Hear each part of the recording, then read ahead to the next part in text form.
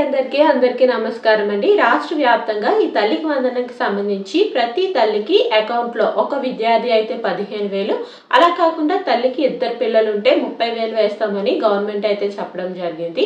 అయితే ఈ క్రమంలో ఈ తల్లికి వందనంకి సంబంధించి కొత్త గైడ్లైన్స్ అయితే రిలీజ్ చేయడం జరిగిందండి. అంటే ముందు ఒక విద్యార్థి ఉంటే 15,000 వేస్తామని చెప్పారు కదండి. ఈ 15,000కు బదులుగా 13,000 అంటే 2,000 మెయింటెనెన్స్కి తీసుకొని ఒక 13,000 మన అకౌంట్లో అయితే వేస్తామని అయితే చెప్పడం అయితే జరిగింది. ఈ మెయింటెనెన్స్ కూడా ఆ స్కూల్లో ఎవరైతే స్టాఫ్ ఉన్నారో వాళ్ళకే యూజ్ చేస్తారు. అయితే అలాగే ఈ కొత్త గైడ్లైన్స్ ప్రకారం మనం ఏ అర్హతలు కలిగి ఉండాలి, అసలు మెయింటెనెన్స్ అంటే ఏంటి, డబ్బులు ఏ విధంగా పడతాయి, అలాగే మనకి డబ్బులు ఖచ్చితంగా పడాలంటే మనకు కావాల్సిన అర్హతలు ఏంటి, అసలు కండిషన్స్ ఏంటి, డబ్బులు పడకపోవడానికి గల కారణాలు ఏంటి అనేది ఈ వీడియోలో పూర్తిగా ఎక్స్ప్లెయిన్ చేస్తాను. వీడియోని అస్సలు స్కిప్ చేయకుండా లాస్ట్ వరకు చూడండి. అలాగే మన ఛానల్లో ఓన్లీ జెన్యూన్ ఇన్ఫర్మేషన్ మాత్రమే ఉంటుంది, ఫేక్ న్యూస్ అస్సలు ఉండదు. సబ్స్క్రైబ్ చేసుకోండి. ఇంకా లేట్ చేయకుండా వీడియోలోకి అయితే వెళ్ళిపోదాం. లైక్ చేయడం అస్సలు మర్చిపోకండి. రాష్ట్ర వ్యాప్తంగా ఈ తల్లికి వందనంకి సంబంధించి డబ్బులు పడకపోవడానికి ముఖ్య కారణంలో మొదటి కారణం ఏంటంటే హౌస్ హోల్డ్ మ్యాపింగ్ అండి. అంటే హౌస్ హోల్డ్ మ్యాపింగ్లో తల్లిదండ్రులు ఒక దగ్గర ఉంటారు, పిల్లలు ఒక దగ్గర ఉంటారు. అంటే వీళ్ళంతా కలిసి ఒక ఫ్యామిలీలో ఉండరు. వీళ్ళంతా కలిసి ఒక ఫ్యామిలీ లాగా హౌస్ హోల్డ్ మ్యాపింగ్లో ఉంటేనే తల్లికి వందనమే కాదు ఏ సంక్షేమ పథకాలైనా పడతాయి. ఈ తల్లికి వందనకు సంబంధించి డబ్బులు పడట్లేదు, ఇనెలిజిబుల్ లిస్ట్లో పేరు వస్తుంది, అర్హత ఉండట్లేదు అంటే ప్రధాన కారణం హౌస్ హోల్డ్ మ్యాపింగ్ అండి.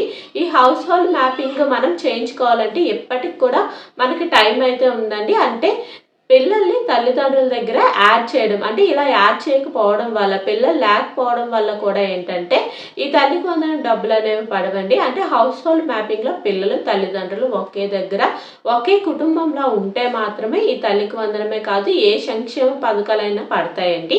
సో ఇప్పటికీ ఏం మించిపోలేదు, టైం ఉంది. సో ఎవరైతే హౌస్ హోల్డ్ మ్యాపింగ్లో లేరో ఒక్కసారి సచివాలయంకి వెళ్ళి మీ పిల్లల్ని మీ దగ్గర యాడ్ చేసుకోండి. హౌస్ హోల్డ్ మ్యాపింగ్లో ఫ్యామిలీ అంతా ఒక దగ్గర ఒక కుటుంబంలో ఉందో లేదో ఒకసారి చెక్ చేసుకోండి. డబ్బులు పడకపోవడానికి మొదటి కారణం ఇది కూడా ఉంటుందండి. అలాగే రేషన్ కార్డులో కూడా ఫ్యామిలీ మొత్తం ఒక దగ్గరే ఉండాలండి. ఫ్యామిలీ మొత్తం ఒక దగ్గర లేకపోయినా సరే పిల్లలు రేషన్ కార్డులో యాడ్ చేయకపోవడం వల్ల కూడా ఏంటంటే ఈ డబ్బులు పడవు.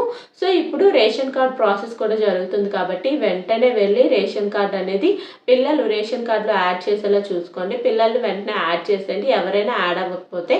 అలాగే తర్వాత కారణం ఏంటంటే ఈకేవైసీ అండి. ఎవరైతే అంటే ఈ తల్లి ఈకేవైసీ అనేది వేయకపోతే డబ్బులు కూడా పడవండి. తల్లి ఈకేవైసీ అనేది ఖచ్చితంగా వేయించుకోవాలి. ఇంకా ఎవరైనా ఈకేవైసీ వేయించుకోకపోతే సచివాలయంకి వెళ్ళి ఈకేవైసీ అనేది చేయించుకోండి. గత గవర్నమెంట్లో మనకి తల్లికి వందనం అంటే అమ్మఒడి వచ్చేటప్పుడు ఏంటంటే మనం డబ్బులు తీసుకునేటప్పుడు అంటే తీసుకోక ముందు కూడా ఈకేవైసీ వేసుకున్నాం, తీసుకున్న తర్వాత కూడా ఈకేవైసీ అనేది వాలంటీర్స్ అనేవారు వేయించుకున్నారు. సో అట్టి విధంగానే ఈకేవైసీ ఇప్పుడు కూడా ఖచ్చితంగా ఉండాలండి.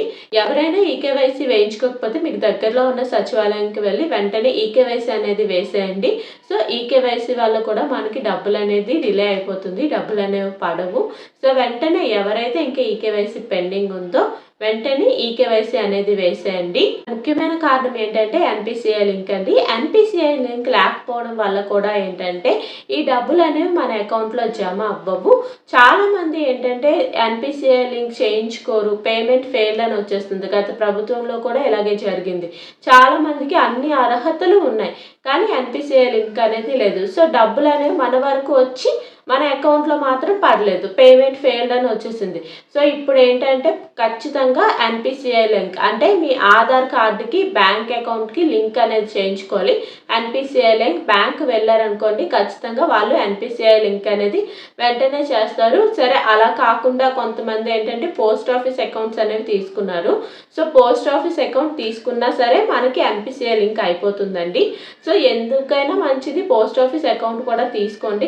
పోస్ట్ ఆఫీస్ అకౌంట్ కానీ మీరు తీసుకుంటే మీకు ఖచ్చితంగా డబ్బులు అనేది పడుతుంది. ఎందుకంటే ఎన్పిసిఐ లింక్ అనేది పోస్ట్ ఆఫీస్లో మనకు అయిపోతుంది కాబట్టి సో డబ్బులు అనేవి ఖచ్చితంగా మన బ్యాంక్ అకౌంట్లో పడతాయి. సో పోస్ట్ ఆఫీస్ అకౌంట్ కూడా ఎవరైనా తీసుకోకపోతే వెంటనే తీసుకోండి. ఎన్పిసిఐ లింక్ అనేది బ్యాంకుకి వెళ్ళి చేయించుకోవాలి. ముఖ్యంగా ఈ 3 కారణాలని మీరు దృష్టిలో పెట్టుకోండి. హౌస్ హోల్డ్ మ్యాపింగ్ లేకపోయినా, ఎన్‌పీసీఐ లింక్ లేకపోయినా, ఈకేవైసీ లేకపోయినా, అలాగే రేషన్ కార్డ్. రేషన్ కార్డ్ లేకపోయినా సరే మనకి అమౌంట్ అనేది క్రెడిట్ అవ్వండి. సో, మీకు బాగా అర్థమైందనే అనుకుంటున్నాను. ఇది మాత్రమే కాదు, అంటే తల్లికి వందనంకి సంబంధించి మాత్రమే కాకుండా ఏపీ స్కీమ్స్ దేనికి సంబంధించిన డౌట్ ఉన్నా సరే కామెంట్ సెక్షన్‌లో కామెంట్ చేయండి. అన్ని డౌట్స్‌ని నేను క్లారిఫై చేస్తాను. ఈ వీడియో చాలా మందికి యూజ్ అవుతుంది. షేర్ చేయండి, లైక్ చేయండి. Thank you for watching.